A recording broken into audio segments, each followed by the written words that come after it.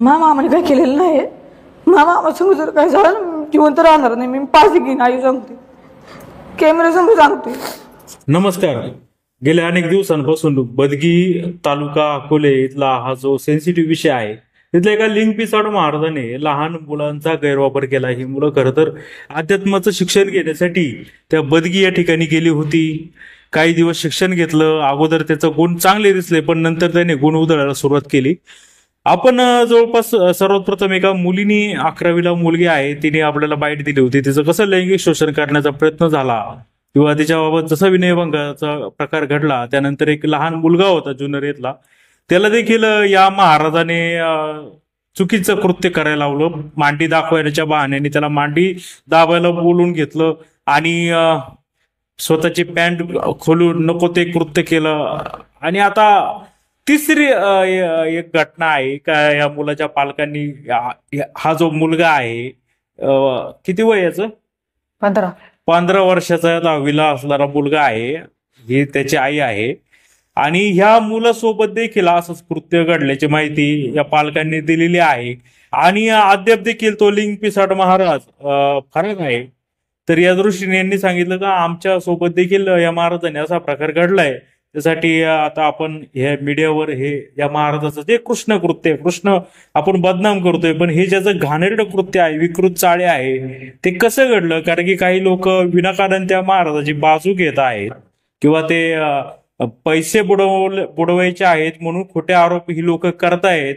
असं काही लोक तिथली करत आहेत आणि वेगळ्याच पद्धतीच्या बाईट्स वगैरे या ठिकाणी येत आहेत. तुमचा मुलगा कितीला होता शाळेला? तो जुना 2023ला शाळेत घातला होता तिथं. हा. मग तुम्ही आणि त्या महाराजांची ओळख कशी झाली? तो ओळख म्हणजे ताईत ना, त्यांनी मला माहिती दिली का तिथं चांगली शाळेत तिचा मुलगा घातला होता ना. मग त्यांनी सांगितल्यामुळे मी तिथं मुलगा शाळेत घातला. शाळेला. आणि मग ते शाळेमध्येच ते अध्यात्माचं शिक्षण तो महाराज देतात, बरोबर? ही माहिती कशी समजली? त्यांनी दिली माहिती, म्हणजे मला पहिली जुन्नर मध्ये दिली. बर. आणि मग 2 वर्षापूर्वी ज्याला शाळेत घातलं, हा, कितवीला? त्याला 8वीला घातलं. 8वीला. बर. मग आता तो 2 वर्ष तिथं शिकत होता का? हा. महाराजांची फी किती होती? 15,000. 15,000 एका वर्षाची? हा. आणि काय शिकवायचे महाराज? काय शिकवत, काय सारखे मुलाला घेऊन जात होते बाहेर. काय शिकवा, आम्ही बघायला पण नव्हतो ना. काय बघ म्हणले पक्वात शिकवणार, एवढंच म्हणले. पक्वात शिकवत. बर. आणि गेल्या वर्षीची फी भरली का तुम्ही? हा, भरली. किती रुपये भरले? 15,000. राहिलेली आता ह्या वर्षी आम्ही देणारच होतो फी. मग का नाही दिली? त्यांनी आमच्या उलटे आरोप केले. त्या दिवशी आम्ही पोराला आणायला गेलो तेव्हा फी पण देणार होतो आम्ही त्यांना. बर. मला सांगा आता, तुमच्या मुलाच्या सोबत तिथं ते जे महाराज आहे, त्या महाराजांचं नाव माहिती संपूर्ण? हा. काय? निलेश महाराज बोडके. अच्छा. त्यांनी काहीतरी चुकीचं केलं. नक्की काय केलं? काय सांगितलं मुलांनी तुमच्या? तो मग ज्यावेळेस शिवरात्रीला त्यावेळेस हा 3 दिवस आधी घरी आला होता, तेव्हा त्यांनी रडून सांगितलं मला घरी आल्यावर का महाराज असा असा करतोय म्हणून, मला म्हणजे वेगवेगळं नालायक कृत्य करते म्हणून त्याने मला सगळं सांगितलं. त्याची परीक्षा होती म्हणून आम्ही शांत बसलो ना. आणि तो पण मला मम्मी माझे पेपर म्हणून थांबलो होतो. काय सांगितलं त्याने? तो म्हटला ना महाराज असा नालायक वागतोय माझ्या बरोबर, आणि दुसऱ्या पण मुली 2 म्हणली त्यांच्यासोबत पण असं वागतोय, आणि 3 मुलं आहेत अशी, त्यांच्यासोबत असंच करतोय, म्हणजे मला सांगत होता घरी आले. मग तुम्ही त्याचं नाव काढायचं शाळेत? त्याचं पण तो मला माझी परीक्षा चालू म्हणून आम्ही थांबलो. कितवीची? 9वीची. पेपर चालू म्हणजे मला माझे पेपर आहेत, मग मी वर्ष वाया जाईल माझं. त्याच्याकडे जाऊया. काय झालं होतं बाळा? मला सांग का सर्वप्रथम तुला काय शिकवलं जायचं तिथं? तिथं मला पक्वात शिकवलं जायचं. अच्छा. येतो का तुला पक्वात? कसं शिकवतात ते असे म्हणजे ते नव्हते शिकवत, दुसरे म्हणजे आकुर्डे आहेत ना आपले पुण्यामध्ये, तिथून महाराज यायचे, सोपान महाराज कुरकुटे. ते दर रविवारचं नाही तर मग शनिवारचं यायचे, आठवड्यातून ते क्लास घ्यायचे आणि ते जे पाकवतचे बोल ते द्यायचे आणि ते जायचे. त्या पाकवतच्या बोलांचे आम्ही आठवड्याभर प्रॅक्टिस करायची. पुढच्या आठवड्यात आले का परत ते वाजून घेणार, ते बसले का पुढचे बोलणार, असं शिक्षण चालू होतं. बरं. आता हे जे महाराज हे काय शिकवायचे? हे मला नव्हते काय शिकवत, म्हणजे आता ते मला ते नव्हते काय शिकवत. मला शिकवा फक्त ते सोपान महाराज पाकव शिकवत होतं ना, मग त्यांचा विषय काय होता, गायन आणि कीर्तन. ते जे का तू फक्त पक्वातच शिकायचं का? हा. कीर्तन भजन वगैरे ते काय? ते नव्हतं काय शिकवत. मग ते दिवसभर काय चालायचं तिथं? तिथं दिवसभर म्हणजे आता सकाळचं लवकर उठायचे 5:30 वाजता, पाखोदाच्या रियाजला बसवायचे. नंतर आंघोळीसाठी उठवायचे पाखोदाच्या रियाजवरून. आंघोळी झाल्या का परत थोडं पाखोदावजा सांगायचे. पाखोदावजा सांगितलं नंतर मग जेवणासाठी उठवायचे. परत जेवण झाल्यावरती मग शाळेतून आलो का ड्रेस बदलायचा, तोंडात पाय धुवायचा, ड्रेस बदलायला लगेच हरिपाठ घेणार. हरिपाठामध्ये म्हणजे आता हरिपाठ झाल्यावरती अभ्यासाला बसवणार. अभ्यास झाला का मग झोपायचं रात्रीच 10 वाजता. जेवण वगैरे व्यवस्थित होतं? जेवण बिवण होतं व्यवस्थित, पण ते काय करायचे माहिती का, आता ते म्हणजे जेवण बिवण बनवायचं असलं ना का काम बिमा आम्हाला सांगणार. ते कामगार कोणीच कामगार नव्हते. मुलं शिकत होती 70 ते 75 मुलं होती तिथं. एकही कामगार नव्हता. सगळी म्हणजे जेवढी काम होती सगळे मुलांकडून करून घ्यायची. बर, मग सगळी कामं तुम्हीच पोरच करायची का? पोरं आणि मुली भाकरी बिकरी करू लागायच्या. तुम्हीच बनवू लागायचे, खायचे तुम्हीच? हा. फक्त त्याचं काय पीठ वगैरे असेल त्यांचं ते असेल? हा, तुम्ही झोपायचे वगैरे होतं का? आतरून पांघरू का तुमचंच होतं आमचंच होतं ते. वैयक्तिक? हा. बर. मग आता 2 वर्ष झाली तू शिकतोय. पहिल्या वर्षी काय अनुभव आला? अनुभव म्हणजे आता काय माहिती का, तिथं एक मुस्लिमांचा मुलगा होता. त्याच्यामध्ये एक मुस्लिम मुलगा होता. आता तो एक होता, त्याच्या संग आई म्हणजे चांगल्या बोलायच्या. आता ते त्यांचं मला माहित नाही त्यांचं काय होतं का नाही, पण ते एका ताटात जेवायचे. सगळ्यांचं जेवण झालं का मग दोघंच एका ताटात जेवायचे किचन मध्ये. आता तेव्हा काही कॅमेरा नव्हता किचन मध्ये. मग तेव्हा ते एका ताटात जेवणार किचन मध्ये. म्हणजे त्यांचं असं चालायचे, त्यांचं जास्त बोलायचे नाही का. किती वर्षाचा तो होता मुलगा? तो मुलगा 9वीला होता. हे दोघं एका ताटात जेवायचे? एका ताटात म्हणजे महाराजांच्या नाही, त्या बाईच्या, तिची म्हणजे ही होती ना महाराजांची बायको, तिला आम्ही आई म्हणायचो. तिच्या ताटामध्ये तो जेवायचा. असं म्हणजे स्वतःच्या पोरावाने ती सांभाळायची त्याला. आणि असंच बोलता बोलता कधीतरी ती बोलली का म्हणजे ती म्हणली आपल्या स्वतःच्या पोरापेक्षा मला हा पोरगा जास्त जीव लावेल नाही का, तो मुस्लिम पोरगा होता. मग त्या महाराजांनी तेच डोक्यात ठेवलं. तो तिच्या आणि त्या पोरावर संशय खायचा. असं घडत गेलं. पुढच्या वर्षात दुसरं वर्ष, हे मागचं वर्ष आहे ना आता मी आलो, हे आता 2024चं वर्ष आहे ना, त्या वर्षामध्ये माझ्या स्वतः जास्त बोलायला लागल्या, असं जीव लावायच्या. ते माझ्या संशय खायला लागलो. त्यांची भांडणं व्हायची. त्यांची भांडणं झाली का ते पार त्यांना काय करायचं ते घटस्फोट का काहीतरी म्हणले ना ते. हा, डिवोर्स. हा, डिवोर्स. ते घ्यायचं बरं. एवढी भांडणं व्हायची त्यांची, मारामारी.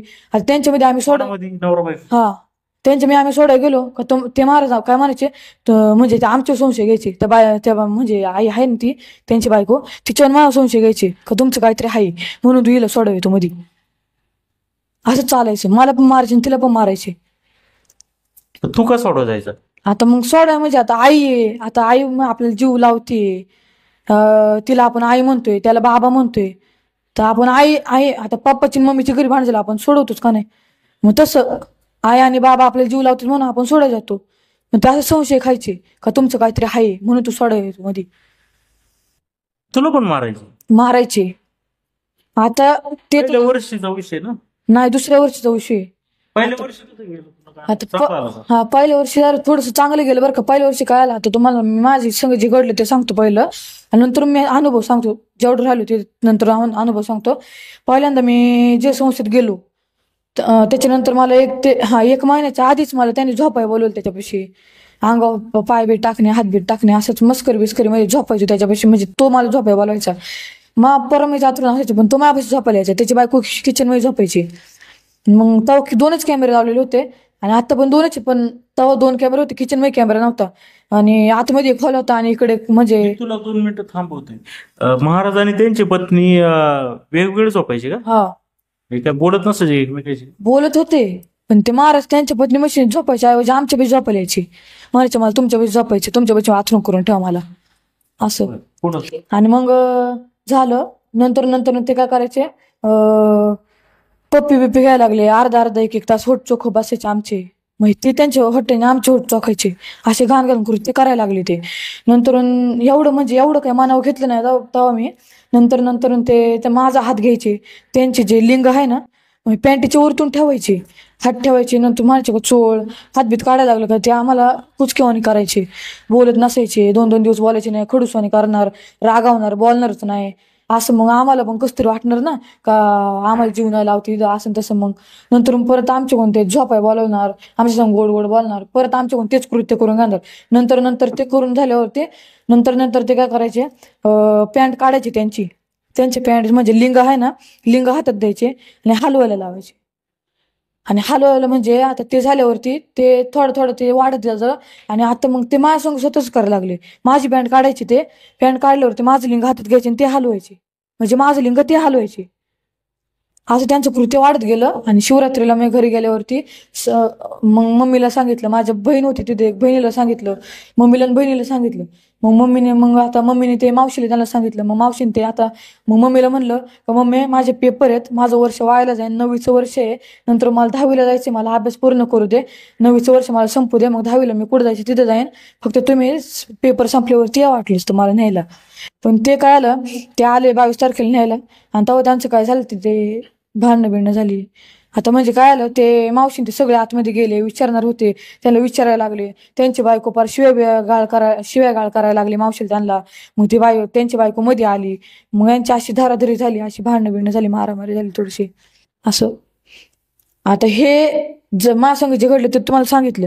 आता मी जेवढा मी ते राहिलो त्याच्यामध्ये म्हणजे माझ्या संग जे म्हणजे मला जे अनुभव आला ते मी तुम्हाला सांगतो. आता अनुभव म्हणजे तुम्हाला सांगितलं आमच्याकडून कामं करून घ्यायचे असं तसं.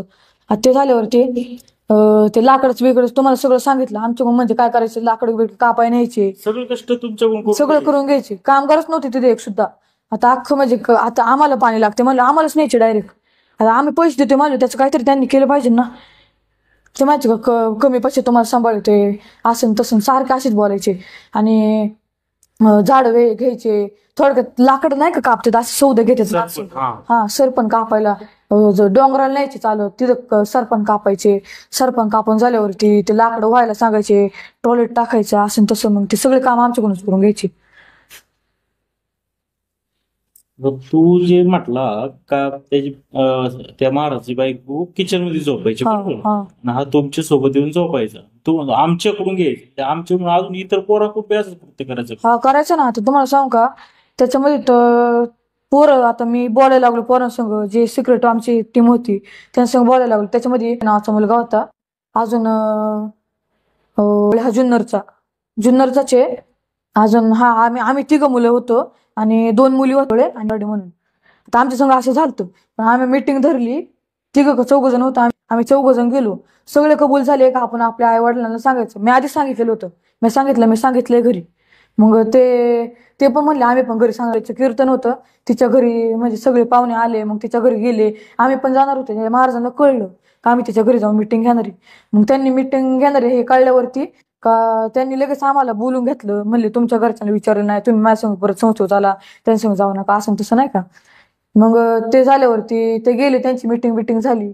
मग घरी सांगितल्यावरती तिने तिच्या घरी सांगितलं, तिच्या घरीच मिटिंग झाली. पण तिच्या घरच्यांचा विषय तिनेच दाबला का उगाच आपल्याच गावामध्ये आपली इज्जत नको जायला. आपल्या तिचं वय किती? ती पण माझ्या वर्गात होती, 17 वर्षाची. हा नाही 15 वर्ष. हा.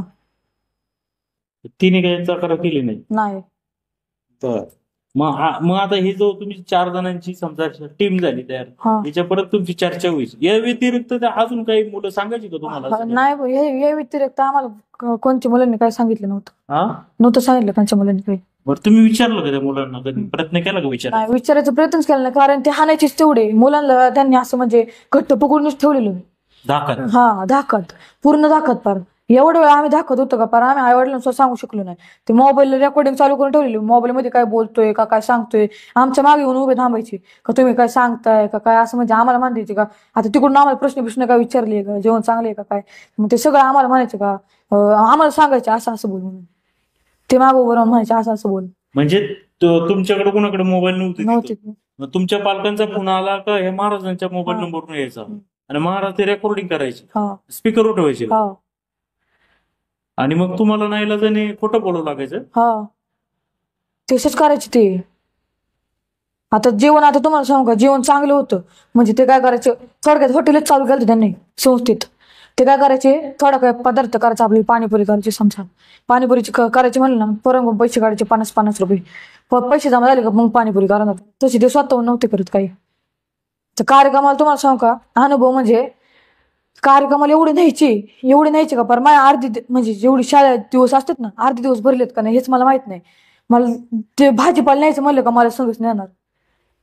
पुढं जायचं हे महाराज समजा कीर्तनाला वगैरे गेले बरोबर, हा तर मग शाळेला तुमची सुट्टी का? सुट्टी. आणि मग तुम्ही त्यांच्याबरोबर फिरणार. हा ते बिदगी किती रुपये घ्यायचे काय? 10,000 15,000 20,000 25,000 असे पैसे घ्यायचे याची? हा कार्यक्रमाचे. आणि तुम्ही सगळं टाळ वाजवायला? हा आणि आता- दररोज कार्यक्रम असायचे? हा दररोज कार्यक्रम असायचे. बरं तू किती कार्यक्रमाला गेलास? आता मला सांगता यायचं नाही एवढे कार्यक्रम मी मोजून नाही ठेवले. एवढे अटेंड केले मी कार्यक्रम. मला ते सोडतच नव्हते. कांच्याच पोराला संघ नव्हते नाहीत मलाच न्यायचे. का? काय माहिती मला संघ ठेवायचे ते. तर माझ्याकडून असं कृत्य करून घ्यायचे ना मला संघ ठेवणार. असं घाण कृत्य करून घ्यायचे. आता मला संघ ठेवायचे. तू पप्प्या वगैरे असे घाणेरड्यावानी अर्धा तास जर तोंडात तोंड घालून जर तो मुका घेत होता, मी रडायचो. रडलं बिडलं का साईडला टाकलायचा. तो असंच करतो आणि तसं करतो. बळजुबरीने करून घ्यायचे ते असं काही पण. तू रडायचा? हा एकदा रडलो मी. त्याने ढकलून दिलं मला साईडला. काय म्हणायचं? मी म्हटलोच नाही काही. मला रडाय आले आपोआप. मी अजून माझ्या आई वडिलांची कधी पप्पी नव्हती घेतली. असं करायचं घाण मला रडायची फार.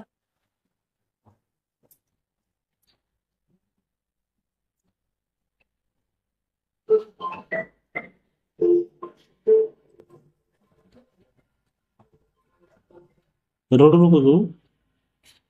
हा मुलगा रडतोय.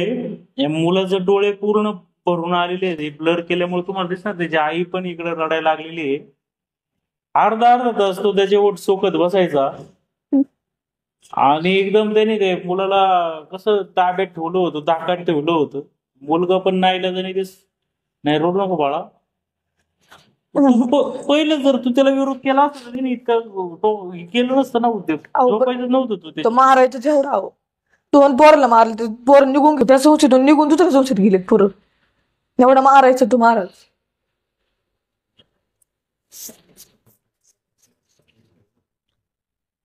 सगळे जसं संस्थेमध्ये हाण मारत होती. तिच्या बायकोची भांडणं वेगळी, पोरांना मारणं वेगळं. बायकोजून त्याचं काय पटत नसायचं. काय माहिती आता ते सारखं संशय घ्यायचं. आता तुम्हाला सांगू तो लपडे खोर होता. डायरेक्ट मी सांगतो सगळ्यांना समोर सांगतो लपडे खोर होता. तो आम्हाला सांगायचा. आता मला न्यायचं जाचं वाडीला. तिथं ती बाई होती एक. त्या बाईचं नाव नाही माहिती मला. त्या बाईकडनं जायचा. आम्हाला लक्ष ठेवायला सांगायचं. कोणी येते का मला सांगायचं.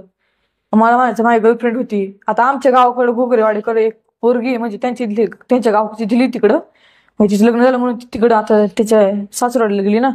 ते पोरीला तिच्या पुरी संग गाडी हिंडायचा. म्हणायचं माझी गर्लफ्रेंड होती ही पहिली. तिच्या घरी बिरी न्यायचा. आम्हाला लक्ष बिक्ष ठेवायला सांगतो. घरात जायचा. तर काय करायचं ते ना मला माहिती. आणि मग घरामध्ये तिचे नवरा वगैरे त्या बायांचा कुठं असायचे? ते कामाला जायचे ना. मग हे कामाला जायचं बघून तुला घेऊन जायचं. तुम्हाला राखणीला वाईट ठेवायचं. हा मग आता आला मला. आता मग मला म्हणणार का चल तुझ्या घरच्यांना भेटून येऊ. मला घरी न्यायचा कधी कधी. मग माझ्या घरून आलं का मग घोगरेवाडीला तिकडं आत्मीय रोड जात तिकडं घुसणार. तिकडे बिकडे लक्ष बिक्ष ठेवायला सांगणार. ते घोगरेवाडी त्याचं लपडू. हा ती बाई बोलायची की त्याच्यासोबत? हा मग त्यांचे फोन बिन चालायचे. आता आमच्याकडे जायचं म्हटलं का तर जुन्नर मध्ये गेल्या लगेच फोन करणार. तुझ्या घरी कोणी आहे का, येऊ का भेटायला, काय असं तसं. मग तू कुठं बाहेर थांबणार का? तुझ्यासोबत कोण असेल? माझ्यासोबत कोणीच ना. आता माझ्या घरी जायचं म्हणलं त्या माझ्यासोबत कोण घेणार. मग तू राखणीला दारात हा असं. आणि आतमध्ये हा बाहेर आलं काय म्हणायची? बाहेर आलो मग मला काही सांगत नसायचे ते एवढंच म्हणायचं माझी गर्लफ्रेंड होती पहिली असं तसं एवढंच. हा तिकडं समजा हा महाराज कीर्तन प्रवचन करत असेल, हा काय तिथं लोकांकडून दान वगैरे मागत होता का आम्हाला? दान म्हणजे आता समजा तुमचा मुलगा आहे. तुम्ही त्या गावातले थोडेसे 5-6 किलोमीटर लांब आहे. तुमच्या मुलाचा बर्थडे आहे बा, मोठा बर्थडे करायचा आहे. तिथून लोक दान करायची, पैसे द्यायचे म्हणजे असे चेक म्हणजे थोडक्यात पैसे दान करायचे. 1000, 1500, 2000, 5000 असे दान करायचे. कधी कधी चपात्या करण्याचं मशीन दान करायचे. काही पीठ मळण्याचं मशीन असं दान करायचे. आणि ते दान त्यालाच घ्यायचे. ते जेवण बिवण दान करायचे ती माणसं. हे सगळंच फुकट मिळत होतं. सगळं फुकट मिळत होतं. तरी मी तुमच्याकडून 15,000 घेत होता. तर सगळं तुमच्या हा रेप पण करत होता. काम आहे आमच्याकडून करून घेणे. चिड्डी काढून फक्त काही अजून काही करायचं का तुला? आणि तू आता इथं तुझी आई आहे, मावशी, खरं खरं सांग काय खरं सांगतो म्हणजे ते फक्त चिड्डी बिड्डी काढायचे आणि हातामध्ये लिंग द्यायचं, हलवायला सांगायचे, असे घाण कृत्य करायला लावायचे. किळच नव्हती वाटत. लई किळस यायची, आम्हाला वकायला यायची. आता जुन्नरचा पोरगा होता तुम्हाला, तो वकला अक्षरशः माग गेला, मला घेऊन गेला सोबत. अरे माझ्या संग असं असं घडलंय, मान त्याची चर्चा चालू झाली. तो वकला माझ्यासमोर, वकला पर मला रडाय आलते तेव्हा तिथं. तो खूप रडत होता. महाराजा भीतीने तुम्ही सहन केलं. हा, मारायचं तेवढा हो. पोलिसांची काठी त्याच्याकडे, लिळूची काठी असते ना गोल गोल, ती काठी, काशी काठी एक हाणली का पार ओळ वाटायची. तर घरी गेल्यावरती माझ्या मावशीला त्यांना विचार, दिवाळीला घरी गेलतो, माझी पाठण अख्खी लाल लाल होती. एवढे हाणायची बरं ती, हाणायच्या भीतीने अख्खी पोरं घाबरायची. दिवाळीला गेलतो, माझ्या पार ओळ बघून माझ्या मावशीने ते रडायला लागली. अरे तवाच काढून घ्यायचं ना तुझं. तेव्हा काढून घ्यायचं, पण ते मारच तेवढं होतं. आता मला फार भीती वाटायची घरी काय सांगायचं ना, नको मला नाही जायचं ते शाळेला, गेलं तर गेलं शिक्षण. असं म्हणलेलं मी माझ्या वडील त्यांना पण म्हणलो, तुला वारकरी शिक्षण शिकवायचे असं काही पण म्हणत आलीचे, मला तेच ठेवायचे. किती वेळा रोडलो करून येते, मम्मीलाच विचारा. आता महाराज तिकडं झालं, सगळं घटना घडली, भांडणं झाली, बरोबर. हा, त्यावेळी मग काय घडलं का तिथे एका मुलीचं काय विनयभंग झाला का? मुलीचं म्हणजे नाही, आता तुम्हाला सांगू का, आता झटापटीमध्ये त्यांनी काय केलं, पोरांना काहीतरी सांगून ठेवलं असं का, पोरांनो तुम्ही इथं थांबा, ते आले का लगेच मला झोंबा किंवा त्यांना झोंबा मारू नका, आवाज गोवाज करा, मोठं मी माणसं जमतील, असं काय सांगितलं मला काय माहिती नाही. मी पुस्तकं ते ठेवलं संस्थेमध्ये, लगेच बाहेर आलो माझ्या मामाकडे त्यांच्याकडे. मी घाबरलेलो होतो तेव्हा, खूप घाबरलेलो होतो. म्हणजे आता मला लास्टचा पेपर होतो ना, लास्टचा पेपर होतो, मी अर्धा पेपर सोडला, माझ्या नुसतं डोक्यामध्ये माझ्या मावशी देतात का नाही, मला घेऊन जातात का नाही, एवढं घाबरलेलो होतो मी. मावशीला त्यांना फोन कुठून करावा, कोणी पण त्यांना नाव सांगितलं तर लगेच सांगतील ते. आता मग तुम्हाला सांगतो, 22 तारखेला ते आले, त्यांची शाळेमध्ये मिटिंग झाली, नंतर ते गेले, विचारायला लागले, त्यांच्या बायकोने शिवीगाळ केली. मग इकडून तिकडून आता बायांचे हात उचलणारच ना, ती बाईमध्ये आली. मग बायांनी मग आता हाणलं माझ्या मावशीने, त्यांनी मग शिवीगाळ केली. म्हणलं कोण ऐकून गेलं मोकळं नाही. ती शाळेतली जी म्हणजे ती लहान लहान मुली किंवा मुलं होती, ती का बाजू घेत होती महाराजांची? बाजू म्हणजे आता ती पण धाकामध्ये तेवढे.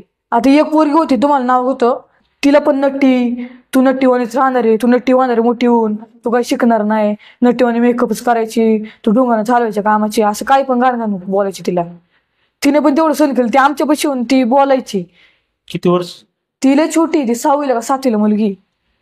नाही आता ते ठीक आहे, आता ती लोकांची पालक काही समोर येत नाहीत, तुझे पालक आलेत समोर, पण आता त्याच्यामध्ये असं दिसतंय की ती जी लहान लहान मुलं होती ना बाकीची तुमच्यासोबत शिकणारी, तीच त्या महाराजांना असं म्हणजे गरडा घातला होता आणि महाराजांना काही करू नका असं वाटायला लागले. ते का करत होते असं ते मला माहितीच नाही ना. मी गेलतो तिकडे मामा, त्यांचा काय प्लॅन झाला असं. सगळी पोरं आहे का आता कपडे घालत होते, ती पण अशी लाईनीत बसलेली खाली, कधी हे येतात. मग सगळी पोरं उठली, लगेच असं बोट बिट करायला लागली, अय हात नको लावून, असं तसं काय काय बोलायला लागली. पार पोराला मग आता पोरं अख्खी चिटकली. आता तुम्हाला सांगतो, अक्षरशः तिथे आहे ना सगळी पोरं माझ्या सगळीच होती. शाळेतून पेपर सुटला, सगळी गेली, अर्धी पोरं सुटलेली, त्यांचा पेपर नव्हता, आमचाच पेपर होता. आता ती पोरं सुटल्यावरती ती पांढरे कपडे घालत होती, म्हणजे नेहरू आणि धोतर. ती त्या नेहरू आणि धोतरावरती होती. बाकीची पोरं शाळेच्या ड्रेसवरती तिला आतमध्ये होती. तिथं ते सगळं झाल्यावरती पोलीस स्टेशनला गेलो आम्ही. बरोबर, पोलीस स्टेशनला गेल्यावरती सगळी पोरं घेऊन आली, तिथं अख्खी पोरं घेऊन आली, अख्खी पोरं घेऊन आली, अख्खी पोरं शाळेच्या कपडे होती. बरोबर, तिथं आल्यावरती त्यांचा ड्रेस कसं काय बदललं, त्यांची आपली वापरलेली कपडे होती, अशी म्हणजे फाडून बिडून कपडे आणली, दाखवायला यांनी मारले पोरांना, असे आरोप केलेत. ते लहान पोरांना घेऊन गेले, त्याचा म्हणजे वापर केला. हा, वापर केला म्हणजे तुम्हाला सांगतो मी, जेव्हापासून तिथे ते सगळे पोरांचा वापरच करते, ती त्यांच्यापासून पैसे मिळते त्यांना, ते सगळे आमची जीव जगायची.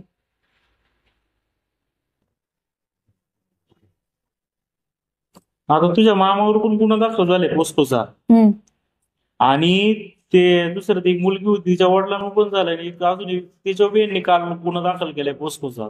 मी कॅमेरा ऐकून घ्या, कॅमेरा चालू आहे, मी सांगून ठेवतो.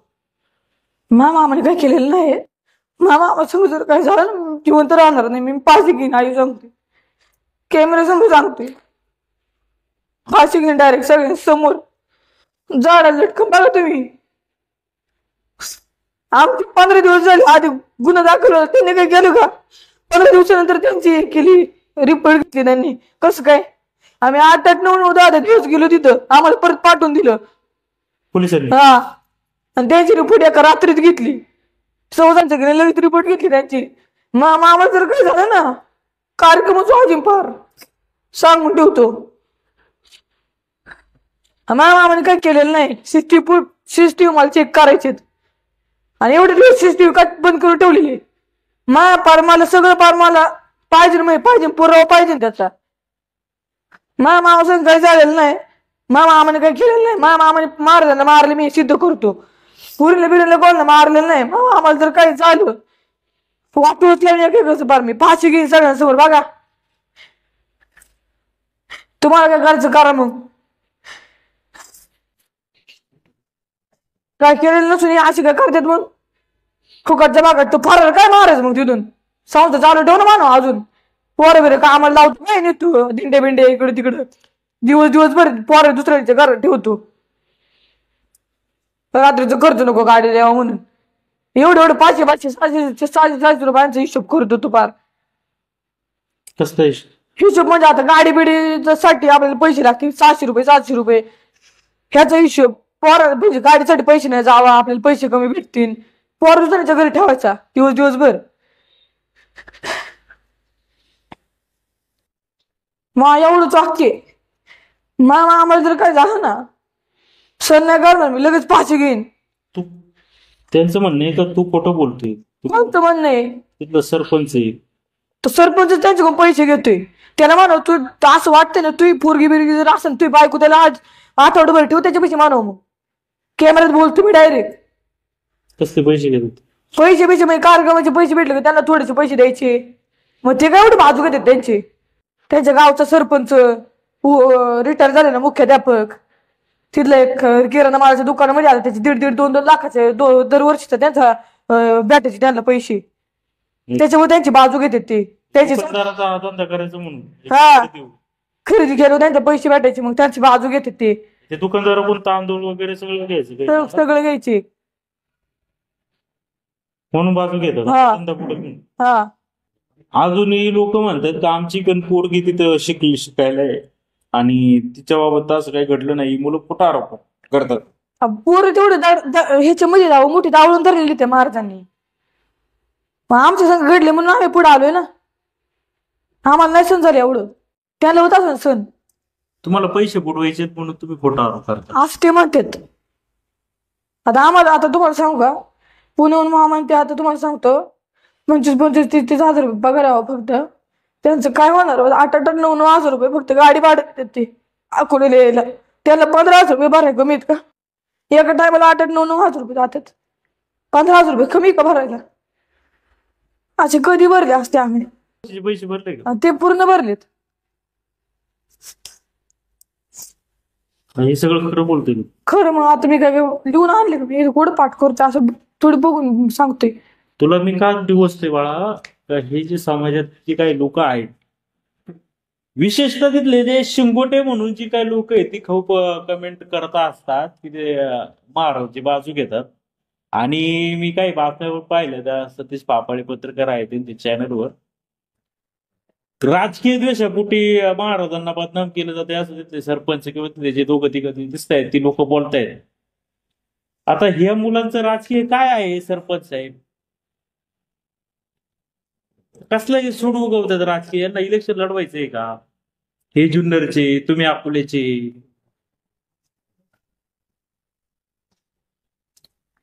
मी त्या मागच्या बाईट मध्ये पण मी म्हणलो होतो का हे स्वतःच्या मुलीसोबत घडले काय होईल? आणि 15,000 रुपयासाठी कुणी आपली इज्जत अशी घालून घेईल का? तो बाबा लफडी करतो बाहेर. या मुलांना पाळ ठेवायसाठी तिथं नेतो. त्यांचे नवरे सासू बाहेर गेल्याच्या नंतर हा त्यांच्या घरामध्ये जाऊन घाण करतो. सकाळीच मला एका महिलेचा फोन आला होता.